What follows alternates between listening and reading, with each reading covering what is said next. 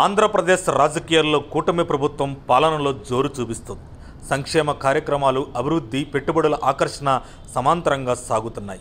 ఇక రాజకీయంగా వైఎస్ జగన్ను పూర్తి స్థాయిలో కట్టడి చేసే విధంగా కూటమి అడుగులు వేస్తుంది. వైసీపీ హయాంలో చక్రం తిప్పిన విజయసాయిరెడ్డి కాడి పారేశారు. వికృత చేష్టలతో చెలరేగిన గన్నవరం వంశీ పాపం పండి జైలు ఊచలో లెక్కిస్తున్నారు. వైసీపీ కీలక నేత మాజీ ఉప ముఖ్యమంత్రి ఆళ్లనాని సైకిల్ ఎక్కారు. నిజానికి ఏ పార్టీకైనా ప్రజల్లో తమకు ఎంత ఆదరణ ఉందో తెలిసేది ఎన్నికల్లోనే కదా. వచ్చేది మేమే అని కలలు కంటున్న జగన్కు ఒక అవకాశం వచ్చింది. ఏపీలో 3 శాసనమండలి స్థానాలకు ఎన్నికలు జరగనున్నాయి. ఇవి ఉపాధ్యాయ, పట్టభద్ర స్థానాలు కావడంతో రాజకీయ పార్టీలకు నేరుగా ప్రమేయం లేకపోయినా రాజకీయ నేతలే ఈ ఎన్నికల్లో తలపడుతున్నారు.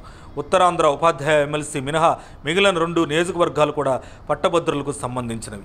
ఒక ఉమ్మడి తూర్పు, పశ్చిమ గోదావరి జిల్లాల పట్టభద్ర స్థానం, రెండవది ఉమ్మడి గుంటూరు, కృష్ణా జిల్లాలకు చెందినది. ఈ 2 స్థానాల్లోనూ టీడీపీ నాయకులే పోటీ చేస్తున్నారు. ఉమ్మడి గుంటూరు, కృష్ణాలో మాజీ మంత్రి, తెలుగుదేశం పార్టీ సీనియర్ నేత ఆలపాటి రాజేంద్ర ప్రసాద్ పోటీ చేస్తుండగా, ఉమ్మడి గోదావరి జిల్లాలో పేరాబత్తుల రాజశేఖరం బరిలో నిలిచారు.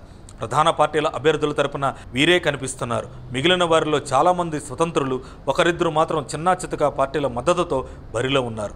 ఇక ప్రతిపక్షం వైసీపీ మాత్రం ఈ ఎన్నికలకు బరిలో రాలేదు. అంటే ఒక రకంగా ప్రస్తుతం ఉన్న వారి మధ్య పోటీ లేదు అనే చెప్పాలి. అంది వచ్చిన సువర్ణ అవకాశాన్ని వైఎస్ జగన్ పోగొట్టుకున్నారు. దీంతో టీడీపీ అభ్యర్థులు ఆలపాటి, పేరాబత్తుల విజయంపై ఖాయమని కూటమి నేతలు, కార్యకర్తలు ముందుగానే ఆనందం వ్యక్తం చేస్తున్నారు.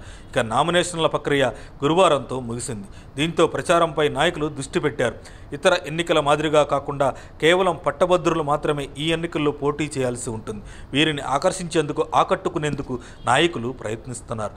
ఇక ఉత్తరాంధ్ర ఉపాధ్యాయ ఎమ్మెల్సీ ఎన్నికల్లో కూటమి నేతల మధ్య విభేదాలు ఏర్పడ్డాయి. TDP MLC Vepada Chiranjeevi APTF అభ్యర్థి పాకలపాటి రఘువర్మకు మద్దతు ప్రకటించగా, బీజేపీ మాజీ ఎమ్మెల్సీ పీవీఎన్ మాధవ్ పీఆర్టీవీ అభ్యర్థి గాదే శ్రీనివాసులు నాయుడుకు మద్దతు తెలిపారు. ఈ విభేదాలు కూటమి శ్రేణుల్లో అయోమయాన్ని సృష్టిస్తున్నాయి. ఈ నేపథ్యంలో సీఎం చంద్రబాబు కూటమి నేతలకు సమన్వయంతో పనిచేయాలని సూచించారు. ఎమ్మెల్సీ ఎన్నికలను ప్రతిష్టాత్మకంగా తీసుకుని కూటమి అభ్యర్థుల గెలుపు కోసం 3 పార్టీల నేతలు కలిసి పనిచేయాలని ఆయన ఆదేశించారు. ప్రతి గ్రాడ్యుయేట్ ఓటర్ను కలిసి మద్దతు కోరాలని, సోషల్ మీడియాను సద్వినియోగం చేసుకోవాలని ఆయన సూచించారు. టీడీపీ, బీజేపీ, జనసేన అనుకూల ఓటర్లను సమీకరించేందుకు సోషల్ మీడియాను బలంగా ఉపయోగించుకోవాలని చంద్రబాబు సూచించారు.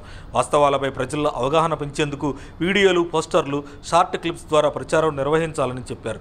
విపక్షాల తప్పుడు ప్రచారాన్ని ఎదుర్కోవడానికి సోషల్ మీడియాలో యుద్ధ ప్రాతిపదికన టీం పనిచేయాలని సూచించారు. ఈ నెల 23న ఎన్నికలు, మార్చి 3న ఫలితాల్లో ఎంతవరకు పనిచేశారనేది తెలియనుంది. అప్పటి వరకు వేచి చూద్దాం. మరిన్ని అప్డేట్స్ కోసం మా కాయ్ టీవీని సబ్స్క్రైబ్ చేసుకోండి. మా వీడియో కనుక మీకు నచ్చినట్లయితే లైక్ చేయండి, షేర్ చేయండి. మీ విలువైన అభిప్రాయాలను కామెంట్ బాక్స్లో తెలియజేయండి.